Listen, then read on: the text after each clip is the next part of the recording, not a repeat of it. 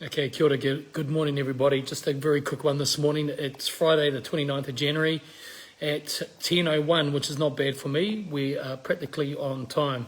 Just a quick one, guys, to encourage you to come tomorrow morning, tomorrow afternoon at 12:30 to Aotea Square. Tomorrow afternoon is another opportunity for us to stand there together and tell this government they may have 200,000 doses of Bill Gates' vaccines arrive in our country in a few short weeks, but many of us don't want it. Many of us do not want to inject our children in our own bodies with anything that can't be 100% told or said is safe. Okay, we're not going along with the plan. Morning, Nahine. Morning, Kazi Marling. Good to see you. Good morning, everyone. Callum. Good morning, Tani, Dads, Swiper, Nick. Good morning. Yeah, so guys, tomorrow's really important, and as I've been talking to people all morning this morning. Good morning, Regan, Ty. It's not only about COVID-19. COVID-19, I believe, is the mechanism that they're using to bring in these other programs, such as the World Economic Forum's Great Reset, such as the United Nations Agenda 21 Sustainable Development and Agenda 2030. And I believe that the COVID-19 pandemic is the mechanism that they're using to bring about the collapse of our economy, using fear to propagate the idea that everybody needs to lose their freedoms to be safe, and that's all part of it. I've been listening to media all night. I've had another late night. I tried to get to bed early last night, but I'm so wired at the moment, and I'm just looking at the narrative from around the world. And if you follow the narrative really closely, there's like this chain of activity that happens, and each country does a part of that chain at different times, but they all end up doing the same schedule of activities together, and it's just literally a matter of time before New Zealand will catch up with another country doing something else, or someone else will catch up to where we are. The irony of it is that the Americans, when they refer to New Zealand, they say that New Zealand has the most brutal set of laws around handling COVID-19, and they're referring to the COVID-19 Public Health Response Bill. And I was watching some media, and they were referring to it, and they just cannot believe that a country like New Zealand has got anything like it, and that New Zealanders have rolled over and allowed that to happen.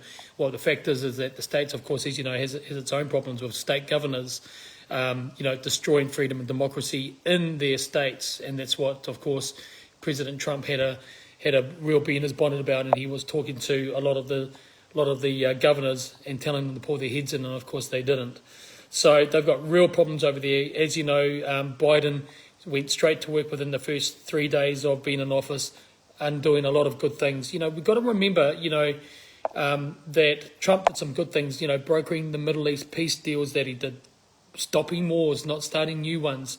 And now it seems very, very clear to me that Biden is going to roll over for the Chinese, just like us, and really just start the whole warmongering machine again. I hope I'm wrong. And, they're also talking about deprogramming camps for Trump supporters. Can you believe that? Does that sound like to me they want to set up a channel where people think they are the single source of truth? Good morning, Sister Janine. And it does sound like that, doesn't it? It does sound like they want to be the single source of truth, but doesn't it sound like something that we've been hearing recently in our own country? New Zealand government, single source of truth with anything to do with COVID-19. Don't look at any other material. Don't look at what the WHO are saying. Just listen to us. You can trust us. We're the single source of truth. Or sorry, you're not, and you've been proven to be untrustworthy from day one with this story.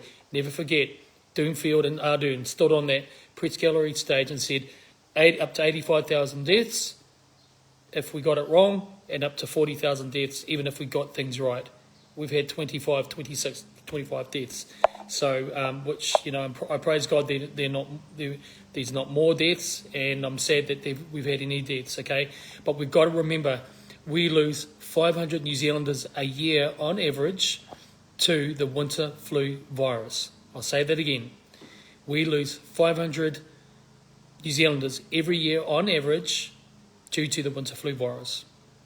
That's a huge problem, and we haven't locked our economy we haven't destroyed businesses and lives, we haven't brought in draconian legislation such as the COVID health public response bill.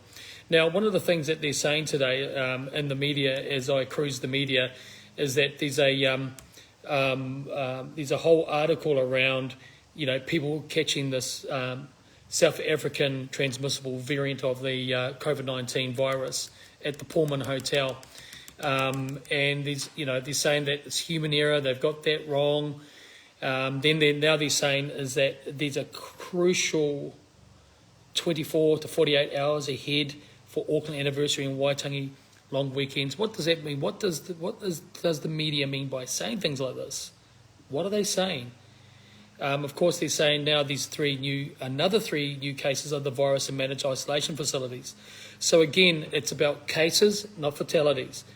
Just like they transferred the narrative from global warming to climate change, they have morphed and segued into from referring to the COVID-19 issue from being about case fatality down to about cases. Okay, so we've got to keep these things in mind and never lose sight on them, because when you do, it starts to peel back the onion and you start to have the truth exposed. Also, something that was pretty embarrassing last night, I saw on Australia Sky News. I like Australia Sky News. Why? Because they say things as they are and they call it out. And they were talking about our Foreign Trade Minister, Damien O'Connor. He's an idiot. Damien O'Connor is an idiot. It showed him talking on the news. He looked like he just fell out of bed, talking about Australia needs to use better language and kowtow to the Chinese. No, Damien O'Connor. Australia is doing the right thing. They are keeping the line. They are standing up to Chinese aggression. They are standing up to the Chinese Communist Party. And they've got a spine, Damien O'Connor. We don't in our country. We have a communist-friendly Prime Minister and a socialist left-leaning government who's got no backbone. And it shows you how much debt we must be in with the Chinese, because they were saying, Damien O'Connor was saying, we've got to do this, we've got to do that for the Chinese, and maybe the Australians should do what we do. You know what? He actually said that. Maybe the Australians should do what we do in the way that we respect the Chinese. Well, I'm sorry, we don't respect the Chinese.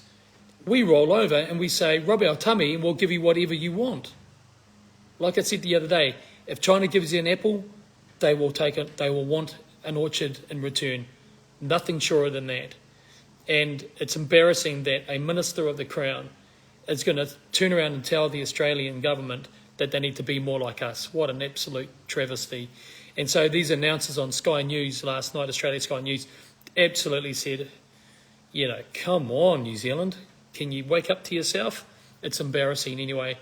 And it just goes on and on and on and on. Meanwhile, the government is still approving, Chinese commercial aggression in our country. It's unbelievable. So, guys, we're standing up about a lot more than just the coronavirus tomorrow. We're standing up about rights and freedoms. We're standing up about our sovereignty as an individual human, God-given, Creator-given. We are also standing up for our national sovereignty as well, because we're going to lose it. If we don't stand up now, our country is just going to go down further and further and further down the rabbit hole until one day we wake up and it's a different country. And that's the sad thing about a lot of these journalists, these journalists that write for stuffed.co.nz and places like that. They're kids. They don't know what it's like to have grown up in the 70s and 80s when things were really cool. We had our problems. Yes, I'm not going to make out there weren't problems. We had all sorts of things happen. And, but they haven't grown up learning how to think for themselves. They haven't grown up with being told that it's okay to be a man, it's okay to be a woman. We can be, you can absolutely be strong in what you are, no need to be ashamed. And, and I'm also, I'm glad that there have been more understanding to like the gay community. I'm glad there's more understanding. I have gay friends that I care deeply for. I don't support their choices, but I love them. And no judgment whatsoever. But what's happened is now we've got this whole generation of kids that are writing in these media companies, and they're just kids. They've got no experience, and they've grown up with a lefty-leaning, post-millennial, sort of environment, and they don't know how to think for themselves, and it's a shocker. It's a real shocker. So, we've got to wake up to ourselves and get New Zealand back on track, stand up for what's right, protect our children in school so that they aren't sexualised, aren't taught about sex before they're 15 years of age. They don't need to know about sex. They don't need to know about masturbation. They don't need to know about sexual exploration. They don't need to know about gender exploration. Let kids be kids, and that's what we're standing for tomorrow. But immediately what we've got to say to these guys as well, this 200,000 tranche of vaccine doses that arrives in March, they can stick them up their nose, because we're not interested. We are not interested at all. Those of us that are concerned about the safety are not interested. And they may say, we're not going to use the term, it won't be mandatory, it's not going to be compulsory. No jab, no job. I think that's pretty much mandatory and compulsory, or motivation to have to get this dastardly vaccine. No jab, no travel. No jab, no going to Countdown. No jab, no going to Pack and Save. When or where will it stop? And people may say, yeah, but they're not doing it. But the problem is they've got the authority to do that. Public health responsible, COVID-19 public health responsible, gives them draconian authority to do these things. And you're right, Sarah Jane, they will use coercion in one way or the other. They are going to do that. So we have better stand up now and not take the pressure off. We need to keep there. I'm prepared to stand there by myself if I have to. I don't care. All our friends up here in Whangarei, they have been standing at the testing centres and telling people in the lines about the reality of COVID-19. They've been standing at the lights. We need to do this across the country, but tomorrow we need to send a loud voice. This is the week of celebrating, meant to be the founding of our country, yet we are in the process of losing our country, whānau, and we've got to stand up now. And I'm saying to all you Māori leaders out there that may see this, tai mai te wā, mo te mana motahake e Māori me te tangata katoa o Aotearoa. What I just said is now is the time to stand up for the right for people to self-determine, for Māori to take their position as kaitiaki, as rangatiratanga here. It's